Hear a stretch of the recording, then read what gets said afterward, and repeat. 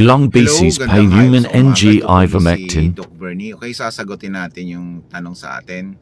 Kay Doc, ang tanong niya pala, Doc, ilang beses daw painumin yung ivermectin kung may galis? Okay, tanong yun sa isang video natin ng ivermectin na injectable. Okay, una-una sa lahat, wag po tayo mag-self-medicate sa ivermectin. Okay, mas mabisa yung injectable. Pag injectable naman, kailangan doktor yung hindi basta-basta siya sinasaksak, may mga kondisyon, titignan yung edad, estado ng aso mo, tsaka kung talagang galis bago isasaksak ang ivermectin, saka dapat titimbangin. Okay, huwag tayong masanay nagpapainom ng ivermectin sa ating mga pets kasi doon karaniwan nagkakaroon ng toxicity. Marami nang dinala sa aming opisina, naninilaw dahil painom sila ng painom ng ivermectin. Okay?